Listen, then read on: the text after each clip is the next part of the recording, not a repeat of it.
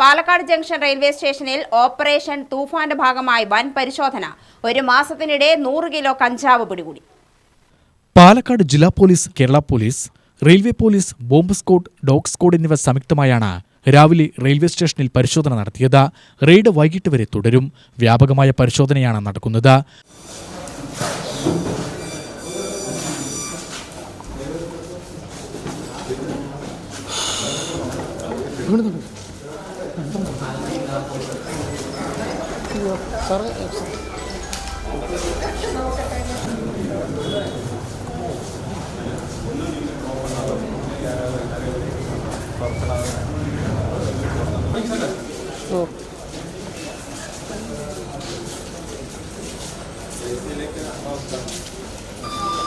രാസലഹരിയുടെ പരിശോധനയും നടക്കുന്നുണ്ടെന്ന് പോലീസ് അറിയിച്ചു.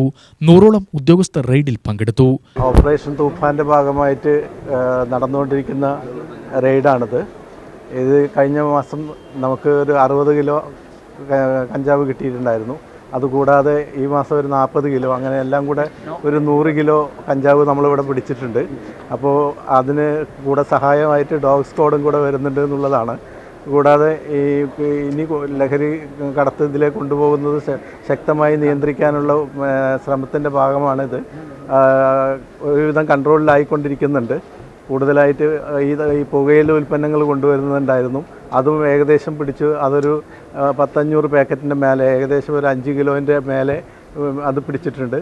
അപ്പോൾ ബാക്കിയുള്ള കാര്യങ്ങളെല്ലാം ഇനി ഇന്നത്തെ ഈ ഒരു റെയ്ഡും കൂടെ കൊണ്ട് എന്തെങ്കിലും കിട്ടുകയാണെന്ന് വെച്ചാൽ അതും കൂടെ കിട്ടും. അപ്പോൾ അതിനു വേണ്ടിയുള്ള കഠിനമായ ശ്രമത്തിലാണ് ഞങ്ങളുടെ എല്ലാ ടീമും ഉണ്ടെന്ന്. ഇന്ന് എല്ലാ ടീമും കൂടെ ചേർന്നാണ് ഈ ഓപ്പറേഷൻ തൂഫാൻ്റെ ഭാഗമായിട്ടുള്ള ഈ റെയ്ഡ് നടത്തുന്നത്. UTV news, Palakkad.